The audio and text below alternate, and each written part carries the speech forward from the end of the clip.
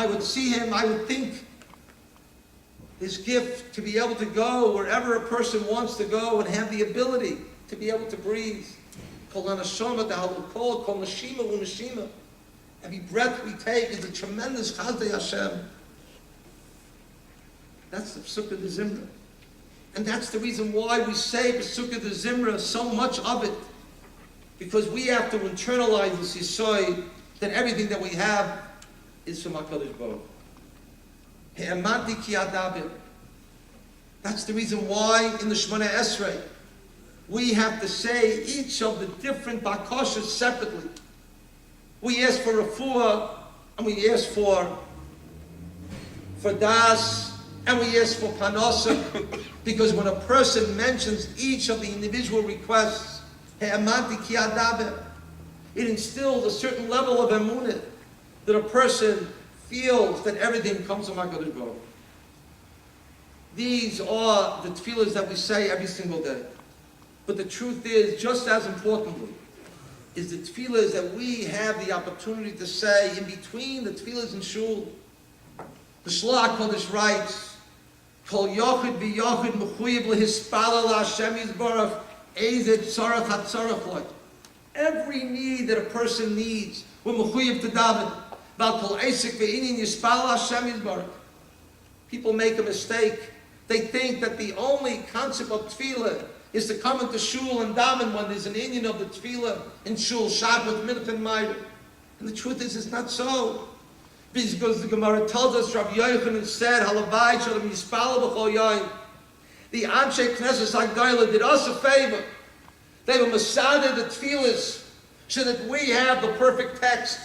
As the halacha writes from the Nefesh HaChaim, that the tefillah, specific to Shemona Esrei, has soidos, nizgavos, v'oilamos, deep and mighty, powerful, hidden secrets.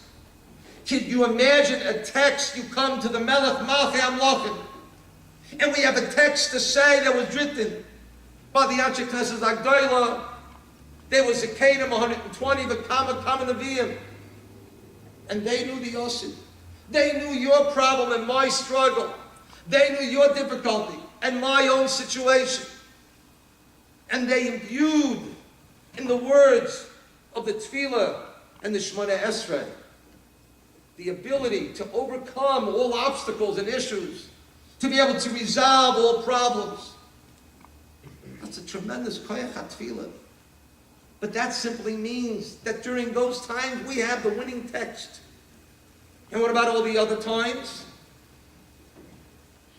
We can say our own tefillahs. You all probably experience what I experienced today. You get on a plane. The plane that I got on was one of those little planes. My grandchildren plays with those. This one seemed a little bit bigger. It was one of those, 48-seaters. And I believe firmly that HaKadosh Baruch Hu created the concept of turbulence to teach us emunah. That when you go on a small plane like that, and the captain said that there's turbulence, you start to daven very, very quickly. And you daven with kavanah, and you daven with emunah. And we realize that HaKadosh Baruch Hu is not only the Baal about it, he's also the Manik about it. But it applies not only when we're on a plane, because just like on a plane, HaKadosh Baruch Hu is the Baal about it, he's the Manik about it. Similarly, when we're down here, 2 feet on the ground, there too, HaKadosh Baruch Hu is the Baal about it, the Manik about it. The Chavetz Chaim in 1930 received a letter from a Jewish soldier who had been drafted in the Polish army. And the soldier related that he was assigned to a remote base. And there was no Yiddishkeit. He couldn't fulfill any mitzvahs. He couldn't keep Shabbos. He couldn't eat kashrus. And he became very disillusioned. And he wrote to the Chavetz Chaim, what should I do?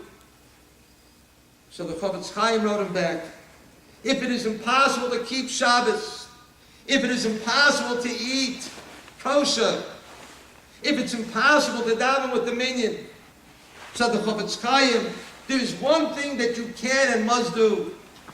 Whenever you have a free moment, speak to God. And the Gemara Taka tells us, when a person undergoes any medical treatment, sprained ankle, a sore throat, a headache, a cut finger, whatever it might be. A person is supposed to say a tefillah. Before you take medication, say a tefillah. Rabbi Miller used to write, when it comes to panosa, you're going to see a client or a customer, say a tefillah. The tefillah doesn't have to be b'lashon kodesh. Say a tefillah in your own language. The Yevish, the Baruch Hashem, understands different languages. He understands English and Spanish and French, whatever it might be. You see, when a person says these tefillahs, the tefillah is whenever he's in a situation, for whatever the need might be, when a person says these tefillahs, say, Amanti ki adaber. Think for a moment. If we say a tefillah, that means we recognize that HaKadosh Baruch Hu is not only the Bar Levada, he's also the Manog Levada. There's a beautiful quote from Rav Soloveitchik. It really encapsulates what we're talking about. He describes the Torah that he learned from his mother, which was different than the Torah that he learned from his father. Rav Soloveitchik writes, most of all, I learned that Judaism expresses itself not only in formal compliance with the law, but also in a living experience. I learned from my mother the most important thing in life, is to feel the presence of the Almighty and the gentle pressure of His hand resting upon my frail shoulders. Everything we go through life, we have to understand that there's the Yad Hashem in everything that happens. That was what Rav Soloveitchik learned from his mother. I'd like to share with you a story of something that I learned from my mother. My mother, Allah Shalom, was in Hungary at the end of the war. And it seems that there was a makeshift old hotel that all the Jews of the town slept in. And it seems that, if I remember the story correctly, they were able to fit 200 and there were 700 people. And there was a curfew in the town, and you were allowed to go out to the market from 10 o'clock in the morning until 5 in the afternoon. And one day my mother goes to the marketplace, and she sees the Gentile woman from the town that she grew up as a child. And it seems that the families got along. And this woman says to my mother, why don't you come stay with me? I'll hide you in the attic. You'll be safe, you'll be sound, everything will be fine. My mother tells the lady, but you know, we're safe over here. Why should I go from a place that I'm sure we're safe? The lady said, listen, I'll be back at 5 o'clock. If you want to come, I'll take you with me and I'll hide you. My mother said to me, she said, you know, when I got back at 4:30, I started shaking. And I don't know why, I can't explain it, but something overcame me, and I just kind of felt that I really have to leave. And she had her younger sister, my aunt, who was with her, and she was reluctant to go until my mother told me, she said, I dragged her arm and I pulled her out of it. And as we walked into the town, we looked behind us and the gates closed. And sure enough, we met this Gentile woman. And sure enough, as she had promised, she took us to her home, and we went up into the attic. The next morning, the lady comes home from shopping in the town square, and she starts yelling for my mother to come down from the attic. Why? What's happening? So she comes in and she throws a newspaper on the kitchen table. And on the front picture, on the front page, there was a picture of that old hotel burning, and a picture of the Jewish bodies that were killed, that was strewn in the street in front of the building. Baruch Hashem, that my mother was able to make it out.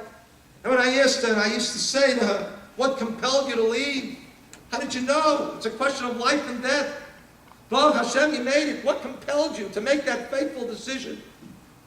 And I'll never forget, she would say to me, my mother had no formal education. And she would say to me, you know what I always do, she said, when I have a dilemma, a decision that is of great importance, I look up to Shemayim, she said, I would raise my hand and say, Bashefa Zisa, help me. Emunah Chushis. Emunah Chushis is a level of emunah that we see all the events in life as being Yad Hashem. So the Eitzah, according to Rabbi Chanan Wasserman, to be able to alleviate the pain of the financial crisis. If the tzara came about because of Midah Keneged Midah, according to Rabbi Chanan, then the Yeshua is also to have a greater level of emunah, and to be mechazik that emunah in our tefillas, not only in the tefillas that we daven, the Berkat HaShach and the Pesukei de Zimra and the Krishma and the Shemona Esrei, and to stop and think what all of the things that we're saying, what they really represent. Because we daven because we have emunah, but ha'amanti ki adaber, we have emunah because we daven. And it's not just those tefillas, it's the tefillas that we can say on our own, wherever we are, whether it's in business, whether we're involved in a medical situation, whether we're on a plane, or pashut, you want to get somewhere on time. We can say a tefillah ha'amanti ki adaber. But the truth is, we can do much more than that. In fact, we can bring not only an end to the financial crisis, to be mechazik emunah through tefillah, we can also bring the geula. And previously I looked at an event that happened 80 years ago, the Great Depression. For this, I'd like to go all the way back to a time when there was a geula for Klal Yisrael. And I'm referring to the geula Mitzrayim. Rav Sadia Goin writes that the prototype of the geula ha'asid that will come b'korei mamish be'edus Hashem is the geula of Mitzrayim. And if you go back to the psukim, the pasuk in Shemais, HaKadosh Baruch Hu tells Moshe Rabbeinu, the geula is coming. Tell Klal Yisrael, the geula is kroy v'lavai. And what happens? The pasuk tells us, Parai decides from now on, I'm not going to supply the materials to make the bricks. Lo soy sifun, lo seis teben, lo om, mulvoin alaveinu, kitmel shulshaim. Oh no. Hem yechu b'kosher lehem teben. You're going to have to come up with your own raw materials, and the quota is going to be the same. Could you imagine? Klal Yisrael is told that the geula is kroy v'lavai, and yet this is geula. The situation is more difficult. The pain, the tsaris is getting deeper and deeper. This is the geula. So I saw Ramat Solomon explains as follows.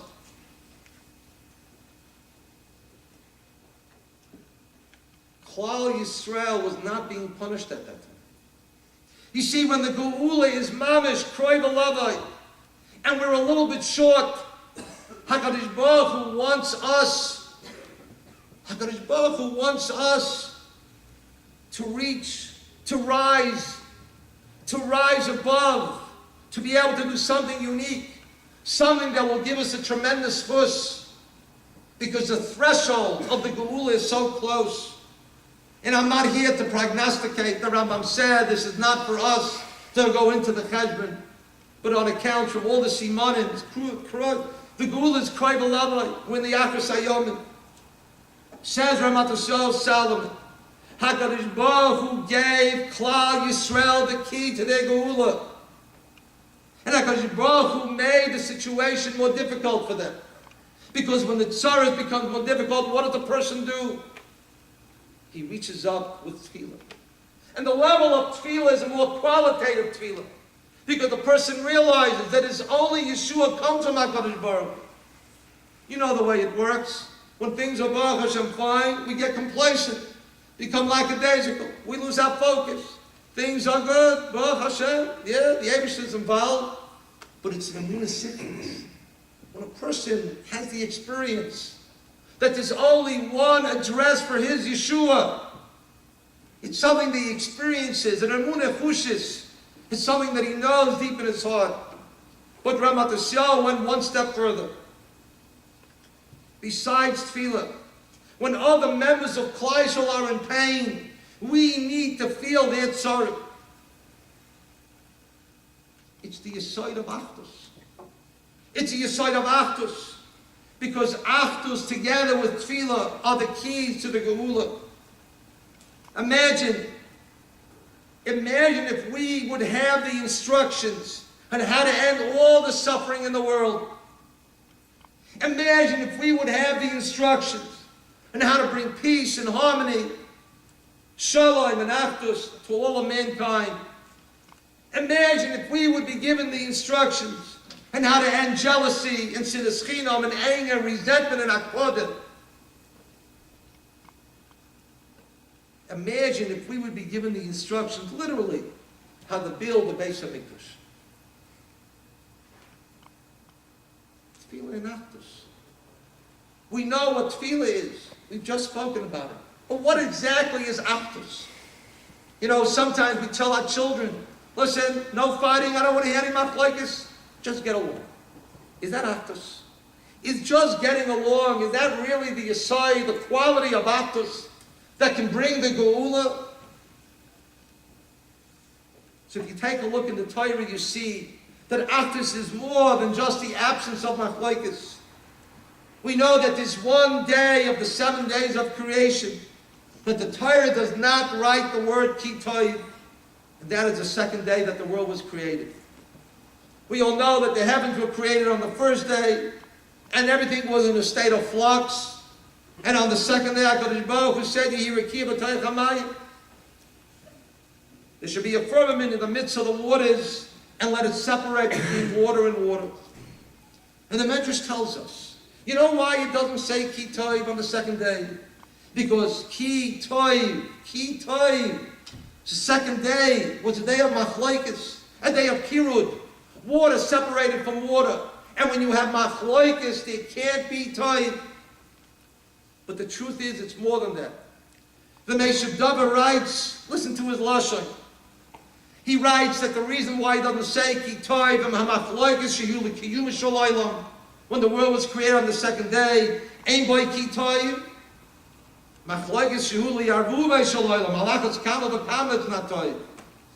But then he said the yesod, which is the yesod of what Achdus really is. V'ein al-pirish machlokes kan elo pirud bein hadrei. Pirud. We think that machlokes, the root of all evil is machlokes. It's really not so. If you think about it, machlokes is the symptom. But the cause of the lack of Achdus is pirud. It's separation. And if you really want a clear example of what the yesod of Achdus is, again, you take a look in the Torah. In the beginning of Vayakel, the pasuk said, Vayakel Moshe kol adas bnei Yisrael. Moshe gathered all of Klal Yisrael. Vayom aleim elad ram asher tziva Hashem la'asot tzayso, referring to the building of the Mishkan. And Rabbi Yaakov Kamenetsky writes in the Sefer Emel Yaakov, when Klal Yisrael stood at Har Sinai, the pasuk tells us, Vayichan Shom lo Yisrael neged ha'or. They encamped, and the lashon is the lashon Yachid. And Rashi tells us from a medrash, Ki ish echad b'lei echad. But you know what happened since then? It was the Chet HaEgel. The Chet HaEgel. That Achdus, with that higher purpose, standing by Kabbalas HaTorah, was now lost. They lost it. So therefore, Moshe Rabbeinu was compelled to tell Klal Yisrael, gather together Vayakel. And what's very intriguing is that the Medrash tells us, Mitchilas HaTorah v'yatzoifa ein bo pasha shenema b'reishat Vayakel. This is the only place where it says Vayakel at the beginning of the Pasha. Isn't that strange? But you know what the answer is? Vayakel. If we get together in Achdus, it has to be for a higher purpose. It has to be not just people getting together with our differences. We'll be focused perhaps on our differences.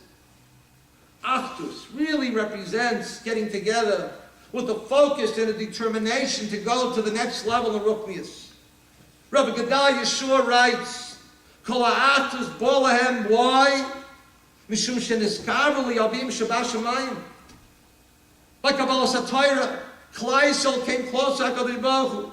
V'hayu debekim el hamakor, they became the Udaber to HaKadosh Baruch Hu. Hayu kulam b'teilum Hashem echad HaKadosh Baruch Hu. Oz nasu ki ish echad b'lei echad.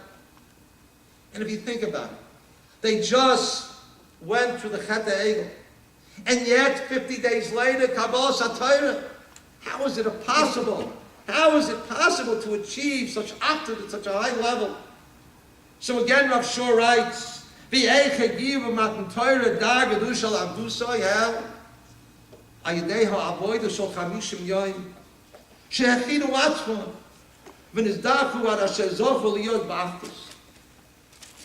You see, when we get together with a focus that stems from a ruchnius source, then since the cause of the Achdus will never end, it's ruchnius. Ruchnius has no limit. Ruchnius has no end. Ruchnius is infinite and it'll last forever. Similarly, if our focus in our Achdus is with the higher source, with the higher focus, with the higher meaning and a higher calling, that Achdus will always remain. Achdus. We get together. As Rav Shur writes by Kabbalah Satorah, Sheniskaveli Avim Shabashamayim. What better way for Toronto to unite in Achdus with the concept of Tefillah, which is also Iskaveli Avim Shabashamayim, because that is the real Achdus. When we use Ruchnius as our rallying point, when we use Tefillah as our focal point, when we all together, everybody at their own level of davening, but when we all unite to try to elevate the tefillah of a makam, of a community, that is the true Achdus. But the truth is, there was another time that we find the lashon of gather together, and we find it by Yaakov Avinu. When Yaakov Avinu was about to die, he tells his sons, "Vayuka Yaakov el banav vayamru hey asfu." Gather around me, Avinu lachem et asher yuka eskom Yaakov sayomim. And